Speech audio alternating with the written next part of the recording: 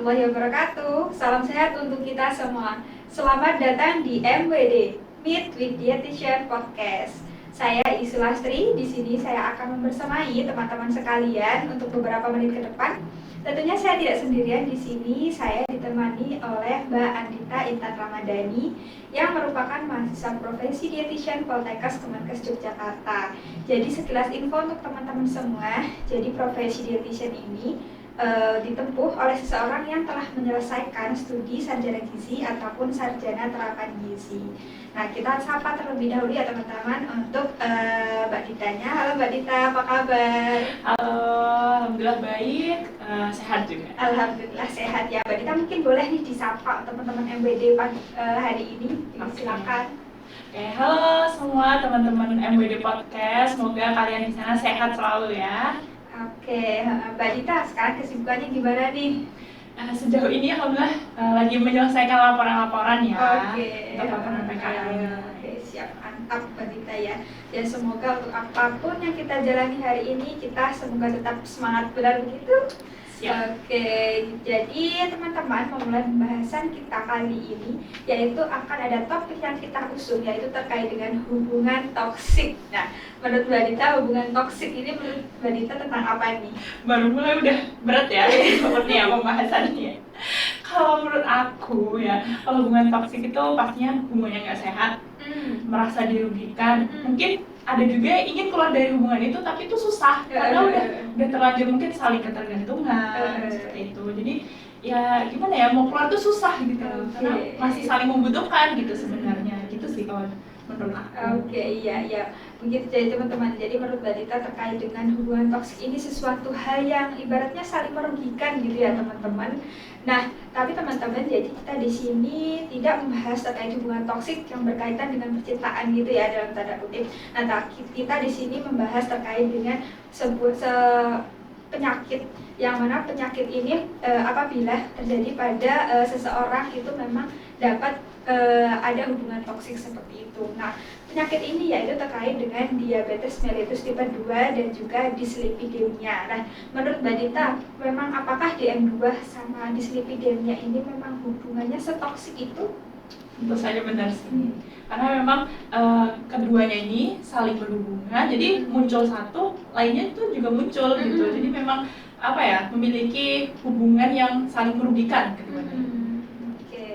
Jadi gitu ya teman-teman, ternyata memang menurut Mbak Dita ini memang kedua penyakit ini memang berhubungan dengan toksik seperti itu. Jadi memang di Indonesia sendiri diabetes mellitus tipe 2 berada di posisi ketiga di Indonesia menjadi penyebab kematian, dan ternyata sekarang ini tidak di usia yang tidak di usia lanjut usia, tapi sudah mulai berisiko terjadi pada remaja dan juga usia dewasa seperti itu. Nah, menurut Mbak Dita untuk menanggapi kasus DM tipe 2 yang menjadi penyebab kematian ini seperti apa Mbak Dita? Ya, benar sih yang dikatakan Mbak Is tadi ya, memang DM atau diabetes mellitus tipe 2 ini memberikan efek yang negatif untuk jangka pendek maupun jangka panjangnya, karena memang diabetes mellitus sendiri ini, apalagi tipe 2, itu memberikan dampak komplikasi. Nah, contohnya ke mata, glaukoma, kemudian ke saraf, ginjal, kemudian jantung juga, bahkan bisa juga stroke. Jadi dengan komplikasi-komplikasi tersebut itu akan meningkatkan morbiditas dan mortalitas di Indonesia gitu. Makanya bisa dikatakan sebagai prediktor kematian nomor 3 di Indonesia. Oke, memang ternyata memang setoksik itu ya teman-teman, terkait dengan dampak dari seseorang yang terkena diabetes mellitus tipe 2 dan juga dyslipidemia. Nah, jadi kita membahas DM tipe 2 nih Mbak Dita. Nah, sebenarnya seseorang yang dikatakan diabetes mellitus tipe 2 ini seperti apa sih? Ya, kalau orang yang diabetes mellitus pertama itu pasti terjadi resistensi insulin. Resistensi insulin itu adalah penggunaan insulin yang kurang efektif di tubuh, kurang optimal lah penggunaan insulinnya. Kemudian produksi insulin yang kurang juga, jadi kan kurang bisa mengcover glukosa darah, karena kan fungsinya insulin itu untuk mengcover glukosa darah. Makanya terus gula darahnya tinggi. Nah, gula darah tinggi ini bisa ditandai dengan pemeriksaan medis yang pertama pertama bisa yang rapid, yang di ujung jari itu menandakan diabetes mellitus apabila lebih dari 200 mg per desiliter. Nah, tapi pemeriksaan itu pun juga belum bisa dikatakan valid karena bisa divalidasi lagi dengan pemeriksaan lain. Contohnya HbA1c. Nah, jadi kalau HbA1c itu nggak bisa dibohongi. Dikatakan diabetes mellitus apabila HbA1c-nya lebih dari 6,5%. Tapi jangan lupa juga harus berdasarkan diagnosa dokter, karena memang yang berkompeten untuk mendiagnosa itu kan dokter. Bahkan tenaga kesehatan pun itu tidak ada kompeten, tenaga kesehatan lainnya ini maksudnya, tidak ada kompetensi untuk memberikan diagnosa, karena memang bukan kompetensinya, memang harus dokter yang memberikan diagnosa tersebut. Oke, berarti memang yang sering saya jumpai memang kebanyakan seseorang itu melakukan tes tadi ya, gula yang di ujung jari itu, dan itu saya juga banyak menemui memang dia di atas 200 seperti itu, tapi ternyata itu belum cukup dikatakan diabetes mellitus tipe 2. Jadi memang harus divalidasi dengan pemeriksaan lain yang tadi HbA1c dan juga tentunya dari diagnosis dokter seperti itu. Oke. Jadi nambah pengetahuan ya teman-teman. Mungkin Mbak Dita tadi sudah membahas nih, sudah tahu tentang DM tipe 2. Nah, sebenarnya penyebab dari DM tipe 2 ini apa sih? Ya, kalau penyebab DM tipe 2 ya memang ada beberapa ya. Jadi pertama dari genetik, faktor keturunan. Jadi kalau misalkan orang tuanya ini memang sudah ada riwayat untuk diabetes mellitus tipe 2 ini, biasanya anaknya pun atau keturunannya itu akan mengalami diabetes mellitus. Tapi itu tidak selalu ya, tergantung dengan pola hidupnya. Jadi juga diabetes mellitus tipe 2 ini dipengaruhi oleh pola hidup. Jadi aktivitas fisiknya, apakah aktivitas fisiknya tinggi, kemudian rutin berolahraga atau tidak. Kemudian yang tidak lupa juga dari pola makannya. Jadi kalau untuk diabetes tipe 2 itu pola makan yang menjadi faktor utama. Pola makannya seperti apa? Pola makan kalau misalkan dia tinggi gula, tinggi karbohidrat, ataupun tinggi lemak, itu juga bisa mencetuskan diagnosa diabetes mellitus ini. Gitu. Jadi dari kebiasaan makan, pola hidup gitu. Oke, berarti memang sebenarnya cukup banyak ya penyebab dari faktor diabetes mellitus tipe 2 itu sendiri. Jadi sebenarnya kalau apakah benar sih Mbak Dita orang yang DM itu memang kebanyakan makan gula sama karbohidrat gitu? Ya benar karena memang gula, apalagi gula sederhana, misalkan gula pasir atau permen, sirup itu bisa cepat meningkatkan glukosa darah. Nah, kenapa karbohidrat? Karbohidrat itu kan kalau dipecah di dalam tubuh akan menjadi gula juga, makanya cepat juga meningkatkan gula darah. Oke, tadi bahas terkait dengan penyebabnya dari pola makan. Tadi ada gula, kemudian ada karbohidrat seperti itu. Nah, tadi sempat Mbak Dita menyinggung terkait dengan faktor penyebabnya lemak seperti itu ya. Nah, menanggapi hal itu sebenarnya bagaimana sih Mbak, kok bisa ini lemak dia bisa jadi ke DM gitu ya? Ya mungkin memang ini masih jarang ya diketahui oleh masyarakat umum ya. Mungkin karena memang yang digadang-gadang selama ini tuh penyebab diabetes mellitus dari gula dan juga karbohidrat. Nah, kalau lemak sendiri nih, jadi sistemnya tuh lemak yang terakumulasi di tubuh dari makanan yang tinggi lemak, yang tinggi kolesterol, itu kan nanti terakumulasi di tubuh. Nah, itu akan mempengaruhi fungsi dari sel beta. Nah, sel beta itu fungsinya untuk mensekresi atau menghasilkan insulin. Nah, kalau misalkan sel betanya ini udah terganggu, pasti kan produksi insulinnya ini juga terganggu, mengalami penurunan. Akibatnya tidak bisa mengcover glukosa darah dengan baik atau nggak bisa mengcover glukosa darah dengan optimal. Akhirnya gula darahnya tinggi gitu. Itu kalau hubungan lemak ke diabetes mellitus. Tapi juga diabetes mellitus ini akan menyebabkan tingginya profil lipid atau buruknya profil lipid yang disebut dengan dislipidemia. Jadi dislipidemia ini adalah di mana kondisi buruknya profil lemak. Nah, bisa dilihat dari apa? Dari kolesterol yang tinggi, kemudian trigliserida yang tinggi, LDL atau lemak jahat yang tinggi, kemudian HDL-nya rendah, lemak baiknya rendah, gitu. Nah, kalau udah diabetes mellitus kan pasti akan terjadi resistensi insulin seperti yang sudah saya sebutkan di awal. Nah, resistensi insulin ini nanti akan mengeluarkan lemak di dalam tubuh, asam lemak di dalam tubuh menuju ke hati, kemudian nanti trigliseridnya naik. Nah, trigliserid naik ini kan tadi dislipidemia ya, salah satu bentuk dari dislipidemia.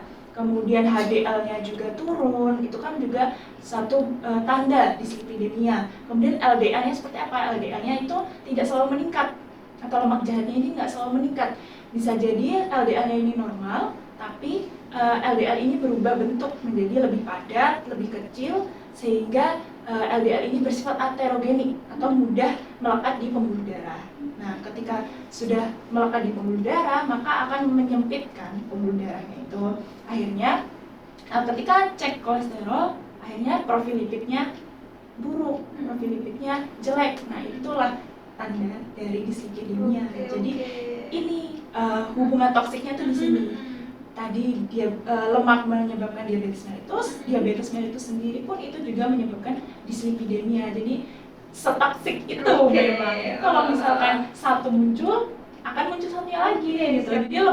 Jadi orang yang mengalami dislipidemia akan lebih berisiko terkena diabetes mellitus, dan orang diabetes mellitus akan lebih berisiko terkena dislipidemia. Oke, memang luar biasa ya teman-teman. Jadi setelah melihat paparan dari Mbak Dita tadi sangat luar biasa sekali. Memang runtutan yang panjang seperti itu.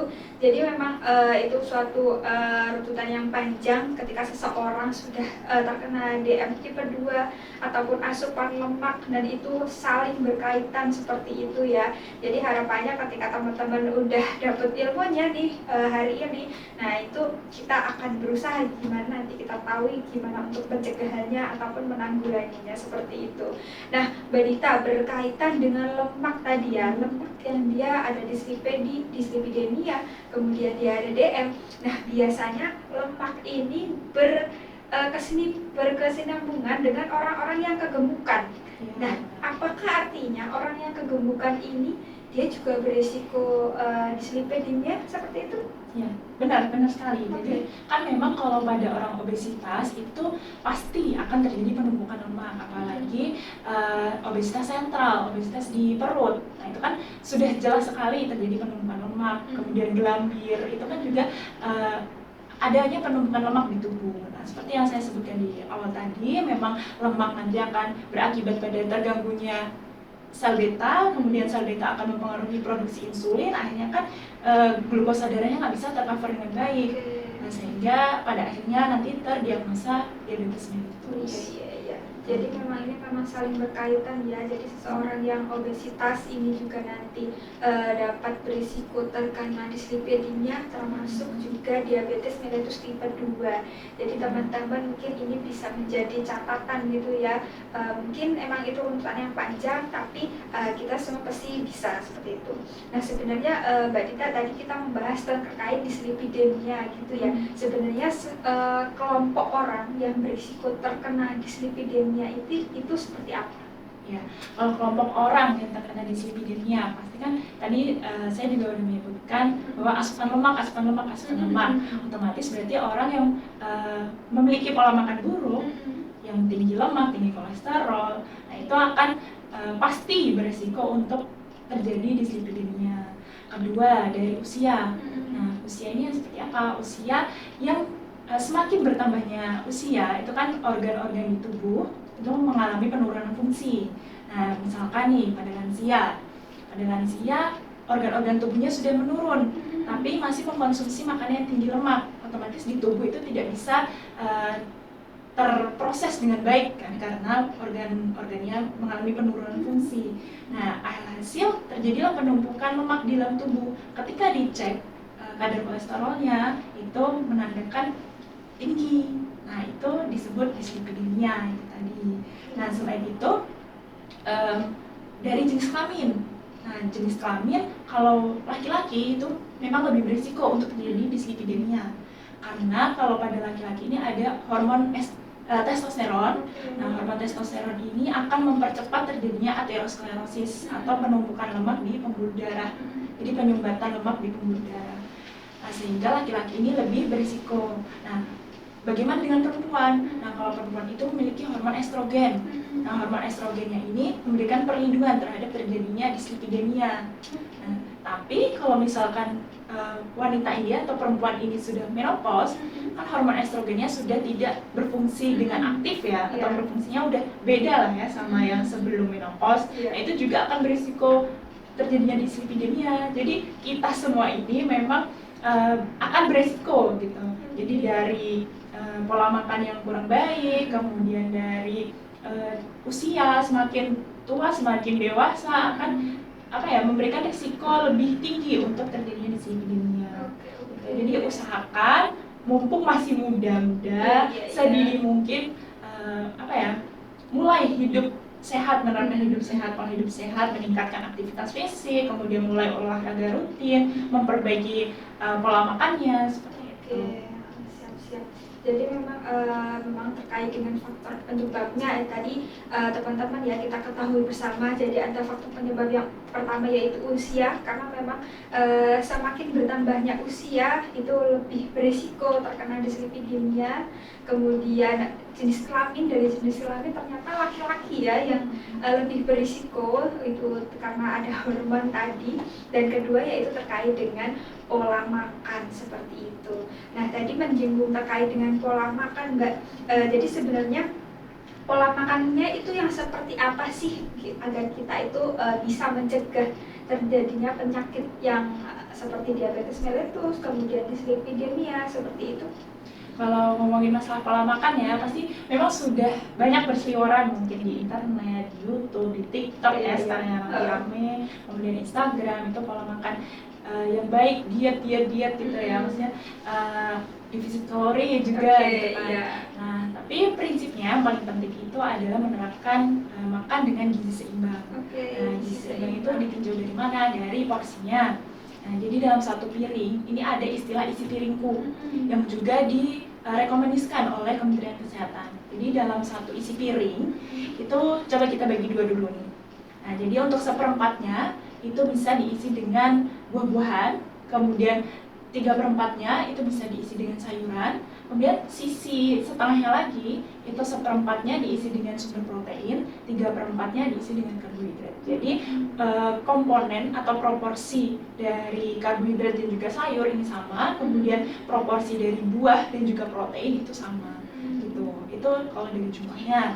Nah, kalau dari variasinya gimana? Kalau dari variasinya usahakan bisa mengkonsumsi makanan yang beragam, karena kan memang nggak ada nih satu makanan yang memiliki banyak manfaatnya. Memang ada yang memiliki banyak manfaat, tapi kan nggak akan memberikan efek yang untuk seluruh kesehatan di tubuh gitu. Kan pasti ada kelebihannya masing-masing dari bahan makanan tersebut gitu. Kemudian usahakan juga minum air yang cukup gitu. Kemudian olahraga, meningkatkan aktivitas fisik gitu sih. Jadi kuncinya untuk mencegah terjadinya diabetes mellitus dan juga dislipidemia itu. Oke, siap-siap. Jadi memang di sini ada pencegahan ya teman-teman terkait dengan untuk kita terhindar dari dislipidemia maupun diabetes mellitus tipe 2. Nah, tentunya teman-teman ini bisa menjadi ilmu baru nih. Jadi kita bisa memulai untuk hidup sehat dengan gizi seimbang sesuai dengan isi piringku tadi ya teman-teman.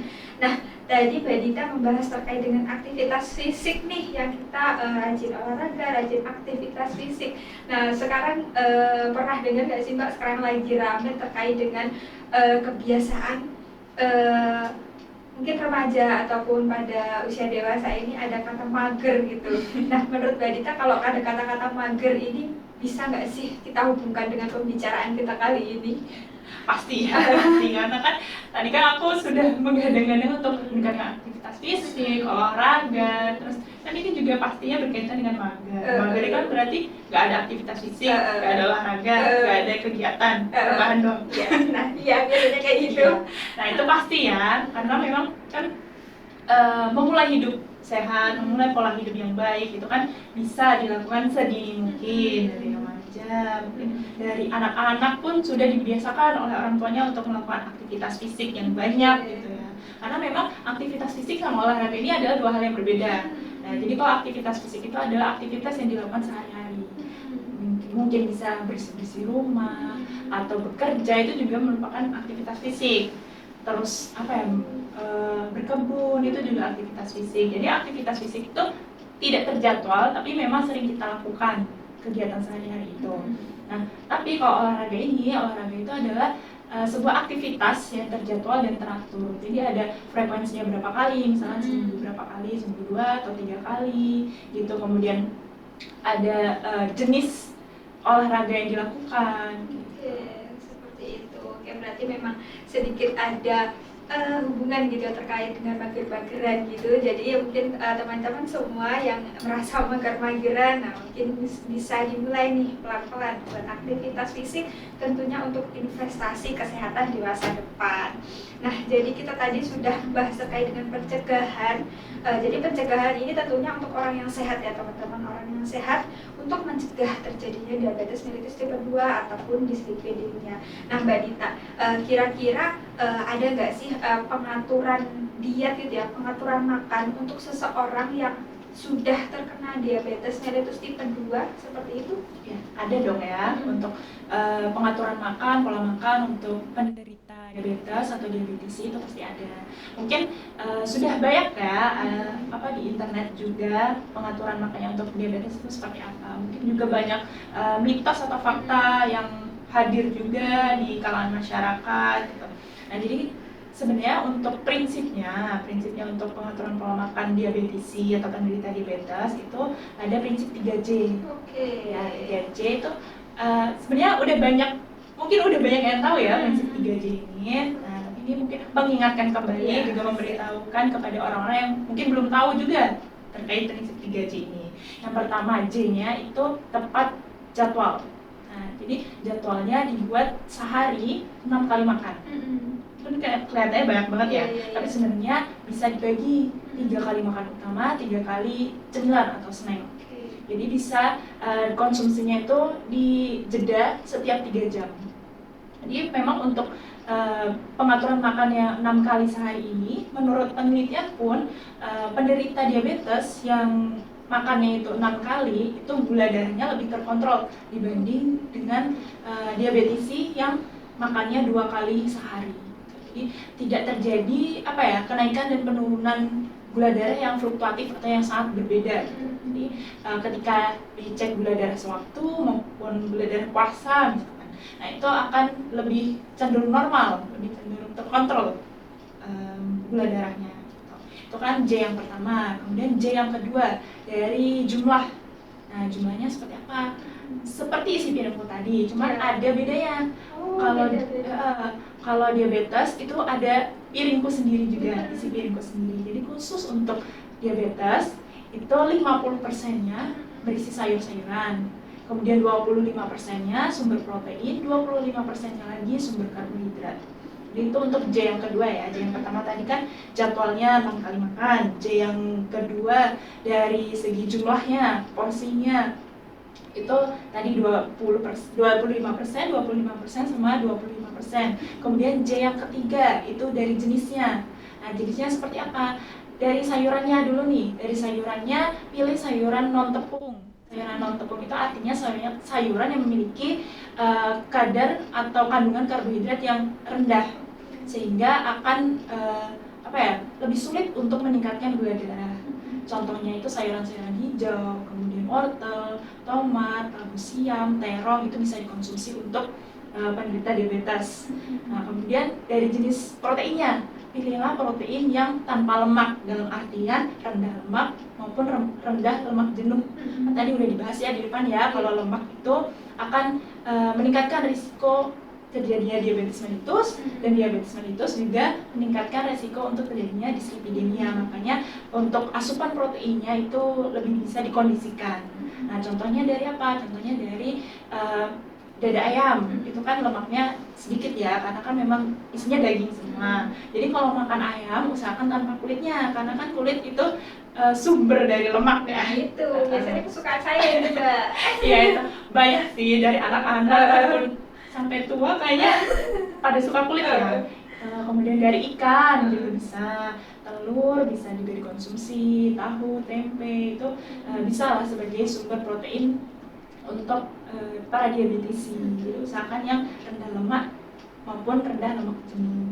Kemudian kalau dari karbohidratnya, nah karbohidratnya pilih yang karbohidrat kompleks, karena karbohidrat kompleks ini akan susah untuk dipecah di tubuh, sehingga susah juga menaikkan gula darahnya gitu. Nah karbohidrat kompleksnya bisa dari beras merah, gandum, bisa dari oatmeal, roti gandum itu juga boleh untuk dikonsumsi, popcorn itu juga boleh, tapi ingat ya jangan pakai popcorn yang manis, kan sama aja tuh, sama aja kan tinggi gula. Jadi untuk popcornnya bisa dibuat yang versi asin atau dikasih butter aja, bisa.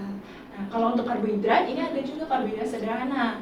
Jadi yang sebelumnya aku sebutkan di awal-awal tadi, pertanyaan-pertanyaan di awal itu ada gula, kemudian sirup, permen, itu merupakan bentuk dari karbohidrat sederhana. Jadi jangan salah, gula, sirup, permen itu ada karbohidratnya, bahkan sayuran, buah pun juga ada karbohidratnya, tapi memang tidak setinggi dari bahan makanan yang memang sumber karbohidrat. Oke, jadi memang luar biasa ya teman-teman, panjang sekali dan sangat lengkap sekali ya teman-teman. Jadi harapannya ini menjadi ilmu baru yang tadinya kita mengenal untuk pencegahan isi piringku, nah ternyata untuk pola makan atau dalam sekali makan bagi seseorang yang telah mengalami diabetes mellitus tipe 2 ini juga ada pengaturannya, dan saya lihat tadi memang untuk karbohidratnya lebih sedikit seperti itu ya. Jadi itu nanti bisa menjadi pengaturan untuk teman-teman, termasuk jadi untuk asupan lemaknya itu untuk mencegah terjadinya komplikasi lebih lanjut atau dislipidemia. Jadi harapannya ketika seseorang yang telah mengalami diabetes mellitus tipe 2 ini tentunya perlu melakukan pengaturan diet atau pengaturan makan untuk mencegah terjadinya kondisi atau penyakit yang lebih lanjut. Nah, karena memang ini tadi kita menarik terkait dengan hubungan toksik antara DM tipe 2 dan juga dislipidemia ini yang tentunya kita hindari bersama seperti itu. Nah Mbak Dita, jadi kita sudah selesai nih terkait pembahasan kita terkait hubungan toksik dan DM tipe 2 dan juga dislipidemia. Tentunya ini sangat bermanfaat sekali. Kita tadi sudah membahas panjang seperti itu terkait dengan apa itu diabetes mellitus tipe 2, faktor penyebabnya, kelompok yang berisiko, hingga kita bagaimana mencegah dan juga melakukan pengaturan. Nah, oke teman-teman MPD, jadi kita di sini akan membuka sesi selanjutnya, yaitu sesi mitos dan fakta. Oke, Mbak Dita, jadi ini kita dari teman-teman MWD melakukan survei untuk ke teman-teman sekalian terkait dengan isu mitos dan fakta terkait dengan diabetes mellitus dan dislipidemia ini yang merebak di masyarakat seperti itu ya. Jadi harapannya di sesi kali ini kita bakal tahu nih mana sih yang mitos, mana sih yang fakta. Jadi harapannya masyarakat nggak bingung lagi nih harus boleh nggak sih makan ini, boleh nggak sih makan itu, kayak gitu. Nah, jadi sesi yang pertama mitos atau fakta, nasi dingin lebih baik untuk dikonsumsi penderita diabetes mellitus tipe 2. Fakta ya kalau ini. Fakta ya berarti. Itu kenapa Mbak Dita?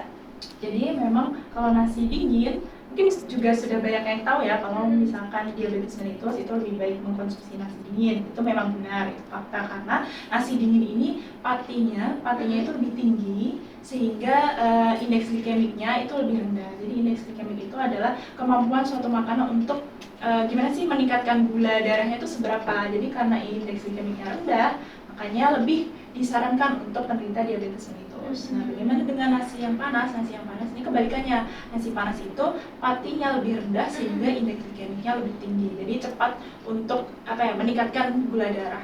Oke, berarti memang fakta ya bahwasanya nasi dingin ini memang lebih baik dikonsumsi oleh orang yang mengalami diabetes mellitus. Hal itu berkaitan dengan adanya pati, kemudian juga indeks glikemik. Oke, yang kedua, mitos atau fakta, apakah daging kambing dan seafood yang kedua ini menyebabkan dislipidemia? Ya, kalau untuk yang pertanyaan ini ya, aku nggak bisa mengklaim dua-duanya ini mitos atau dua-duanya ini fakta. Karena memang kedua hal ini tuh suatu hal yang berbeda ya. Jadi kita bedah dulu dari yang daging kambing. Nah, kalau yang daging kambing ini mitos ya. Karena kandungan lemak atau kandungan kolesterol di daging kambing itu malah lebih rendah dibanding daging ayam.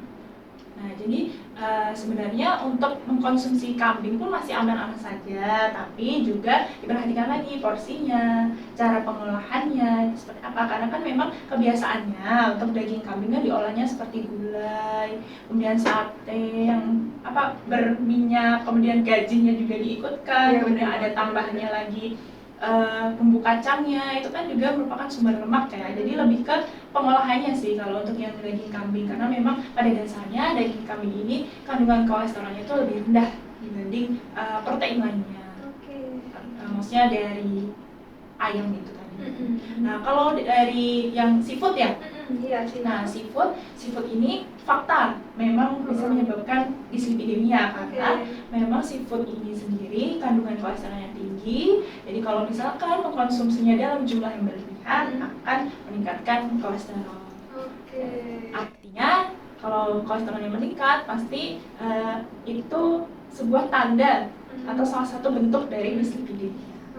Siap-siap. Jadi itu tadi terkait dengan mitos fakta terkait daging kambing dan juga seafood ya teman-teman. Ternyata itu tidak bisa disatukan, itu saling terpisah, yang mana daging kambing dan juga seafood ini ternyata memiliki kandungan kolesterol yang berbeda seperti itu ya. Nah, mungkin yang ketiga atau yang terakhir, mitos atau fakta gula Jawa itu lebih baik atau lebih bisa menjadi pilihan bagi orang-orang penderita diabetes mellitus tipe 2. Ya, kalau yang ini fakta ya. Fakta. Ya, fakta karena memang kalau gula Jawa atau biasa orang-orang menyebutnya gula merah, gula Jawa gitu kan ya namanya. Itu proses pembuatannya itu memang tidak terlalu melewati banyak proses. Nah, akhirnya ketika masuk ke dalam tubuh masih butuh untuk dipecah oleh tubuh. Nah, proses pemecahan gula tersebut kan panjang ya. Nah, sehingga efeknya untuk kenaikan gula darahnya itu juga melambat karena prosesnya lama itu tadi. Nah, kalau gula pasir, karena gula pasir ini bentuk dari gula sederhana yang mana di dalam tubuh ini tidak memerlukan proses yang panjang untuk dipecah menjadi glukosa, maka gula pasir ini lebih cepat untuk meningkatkan gula darah. Jadi sudah terjawab ya teman-teman terkait dengan penggunaan gula pada seseorang yang sudah terkena diabetes mellitus tipe 2 seperti itu. Jadi memang kalau gula pasir dia cenderung lebih mudah terserap sehingga lebih mudah meningkatkan gula darah, sedangkan kalau untuk gula Jawa ini memang lebih lambat seperti itu. Tentunya terkait dengan gula Jawa ini boleh dikonsumsi, tetap harus mempertimbangkan segi banyaknya yang dikonsumsi seperti itu. Nah, Mbak Dita, mungkin kita sudah di sesi akhir kegiatan acara nih. Jadi sesi mitos dan fakta kita kali ini tentunya sangat menarik sekali dan semoga bermanfaat untuk teman-teman semua untuk hari ini. Nah, Mbak Dita, mungkin untuk menutup sesi kali ini, mungkin Mbak Dita ada tips-tips untuk teman-teman MBD di rumah mungkin terkait dengan pembicaraan kita kali ini, baik untuk mencegah ataupun menjaga kesehatannya. Mungkin silakan Mbak Dita. Kalau untuk tips ya, sudah saya sebutkan dari awal acara tadi ya. Pastinya atur pola makan, meningkatkan aktivitas fisik, kemudian meningkatkan lagi frekuensi olahraganya. Apalagi kalau untuk yang sudah terkena dislipid maupun diabetes mellitus. Jadi ya aku mau nambahin boleh ya. Jadi kalau orang diabetes mellitus itu tuh juga disarankan untuk melakukan aktivitas fisik ataupun olahraga, karena memang tujuannya adalah meningkatkan sensitivitas dari insulinnya. Jadi kalau insulinnya ini lebih sensitif, maka akan lebih mudah atau fungsinya ini lebih efektif untuk mengcover glukosa darah. Itu fungsi atau tujuan pertamanya melakukan olahraga maupun aktivitas fisik. Kemudian pastinya akan lebih bugar, dan biasanya itu ya kalau misalkan kita melakukan olahraga rutin itu akan memberikan rasa senang tersendiri gitu loh, puas dengan sudah melakukan olahraga nih, dan lebih sehat, lebih baik dari yang sebelumnya mungkin ya. Nah, jadi untuk aktivitas fisik maupun olahraga jangan dilupakan. Nah, karena memang kesehatan itu bukan suatu kemewahan. Kesehatan itu murah, akan jadi mahal apabila sudah menjadi sakit. Nah, oke, siap-siap. Terima kasih Mbak Dita atas waktu yang sudah diluangkan dan juga ilmu yang telah dibagikan kepada teman-teman dan kita semua tentunya, dan semoga bermanfaat. Jadi teman-teman, untuk saya terima kasih Mbak Dita ya. Untuk menutup sesi kita kali ini, saya Yuswastri ucapkan terima kasih untuk teman-teman semua. Jadi pada kesimpulannya kita memang harus tetap menjaga kesehatan, karena memang sehat itu murah tapi akan menjadi mahal ketika jadi sakit, seperti itu. Nah, untuk menutup kali ini saya ada sedikit yang bisa saya sampaikan, yaitu lemak boleh, dislipidemia jangan, manis boleh, diabetes jangan. Terima kasih untuk teman-teman semua. Saya tutup. Wassalamualaikum warahmatullahi wabarakatuh. Salam sehat.